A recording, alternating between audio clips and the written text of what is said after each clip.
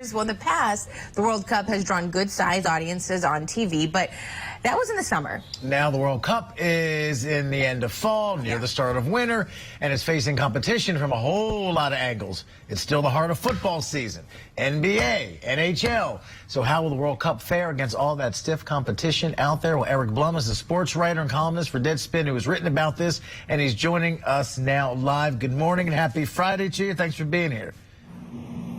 Of course, thanks for having me. So listen, the narrative for years has been, I'm just wondering if it's still true, that obviously soccer is just indescribably huge in most parts of the world.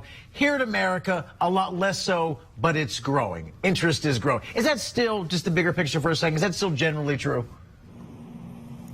I think that's accurate. I think when you look around the world, most countries would put soccer is their number one sport. It's what they call football. It's football here, American football, the NFL. But I think most European countries would put it number one.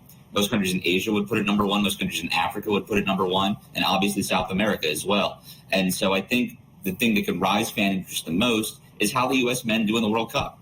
I think that helped the women's game tremendously. You look at how the women did in the 99 World Cup, and that created a whole professional league for them on the backs of what Mia Hamm and Brandi Chastain and those girls did.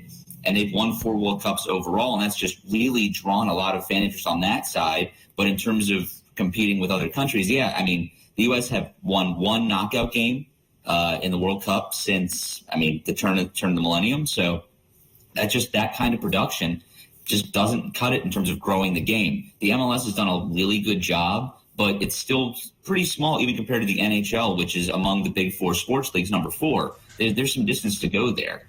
It's definitely trending up with a younger audience, but there's miles and miles to go to catch any of the big 4. I just heard we're in the death group for the tournament, so that may not bode well for our chances. But anyway. What do you think about this, what we just talked about, the beer sales being banned there? I mean, I think if this was happening here in America, there would be a straight-up boycott of this event, because it's almost like tailgating and football games. They go hand in hand, so how do you think people and fans there, are going to react to this?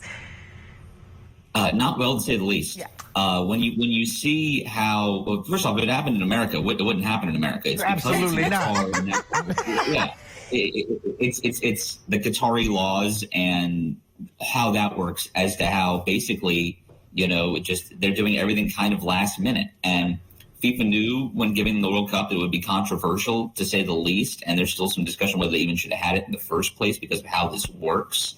But, the first game's on Sunday, and they're making this huge decision about the World Cup 48 hours before it starts. They call it last minute. They've known the Qatar's had the World Cup since 2011. They could have made this decision way out.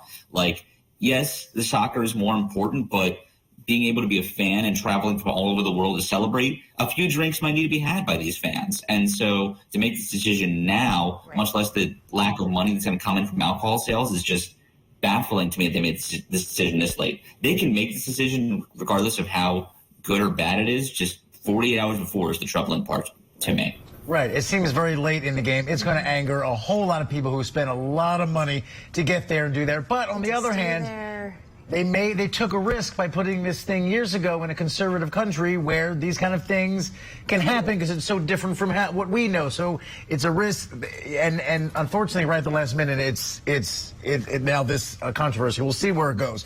Back to your big point, which I think is a great point about how well Team USA does will be reflected in the interest level here. So they play on Monday, right? That's their game one. Talk a little bit about this specific team, their prospects, and who are the big stars. So those of us who don't follow soccer very closely, who's the LeBron of the soccer world that we should be paying attention to?